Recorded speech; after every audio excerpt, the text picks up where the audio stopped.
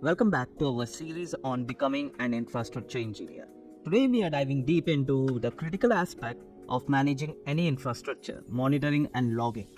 These are essential tools for keeping your infrastructure and systems running smoothly and ensuring that you can quickly identify and fix issues, because as an infrastructure engineer, that is your primary role, is to monitor the infrastructure and fix any issues that arise in the infrastructure.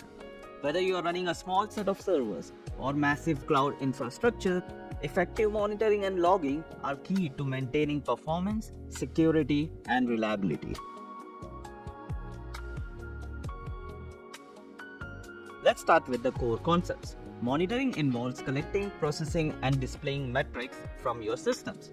What are metrics? Metrics are numerical values that represent various aspects of system performance, like CPU usage, memory consumption, and network traffic. Logging, on the other hand, involves capturing and storing log messages generated by your application and infrastructure. These logs that we use for logging will provide you detailed insights into what is happening within your systems, which is invaluable when it comes to troubleshooting and analysis. So we know what logging does. What is metrics?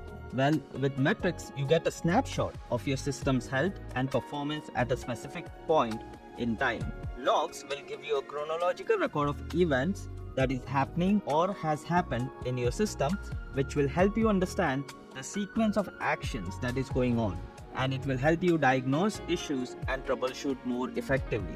Additionally, there's also one more thing that you need to remember, which is called traces. Traces is becoming more and more important in microservices and distributed systems. An example of a tracing system is like Jaeger. So Jaeger is like open source software that we use for tracing logs in containers. And if you're working on any infrastructure now, there is a high probability you will be using Kubernetes, and these Kubernetes pods will have containers, and these containers will have an Jaeger container which will provide you with traces for logging purposes. So traces basically provides you end-to-end visibility into how requests are flowing through your system.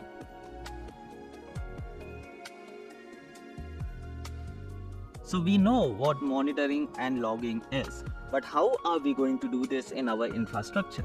So what are some practical examples of monitoring and logging, and how does it actually work in any infrastructure? Well, most of the companies that you will work with are going to use Prometheus and Grafana for monitoring.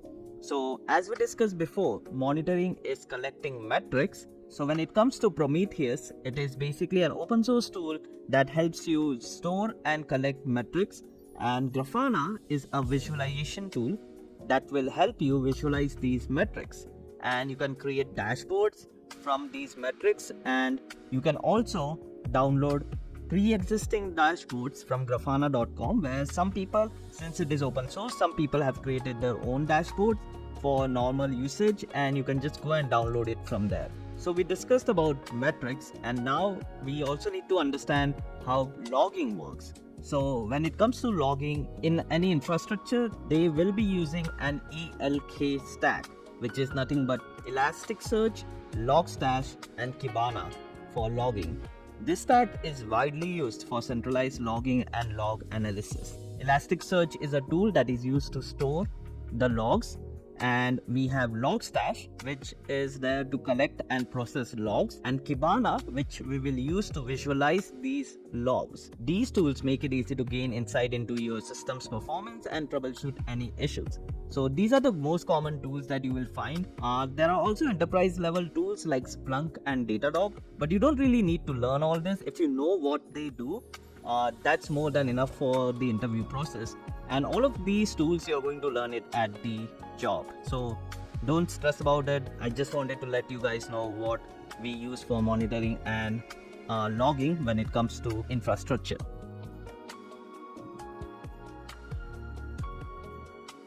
With basics covered, let's move on to the best practices. Now you know what tools we use for monitoring and logging, but just installing and configuring them is not part of being a good infrastructure engineer. Anyone can come and install these tools from their documentation. What we need to do is go beyond just setting up these tools and create a comprehensive strategy of how we are going to monitor and log all of our infrastructure data, because if you go to a bigger infrastructure, you will have a lot of data to deal with. There will be a lot of metrics. So you need to have a strategy of how you are going to handle this.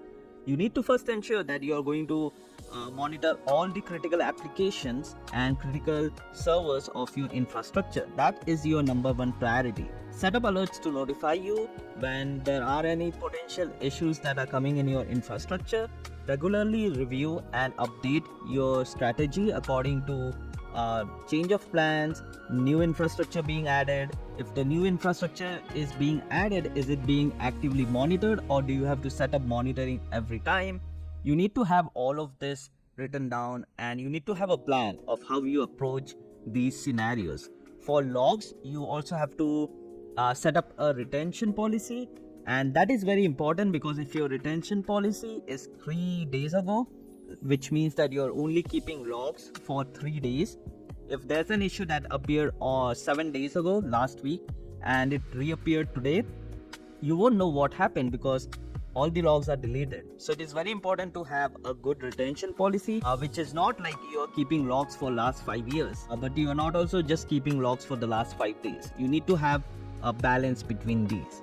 And also you need to invest time into learning how to analyze these logs effectively, because it is going to help you a lot when it comes to troubleshooting. You can also start by identifying the key performance indicators, which are known as KPIs. While working as an infrastructure engineer, you are going to come across this term. So it is very important to remember key performance indicators. Use these KPIs to guide what metrics to collect and monitor. Set up alerts that notify you when these KPIs go outside the acceptable threshold, and regularly review your alerts so some of the services which are decomped are still not being alerted.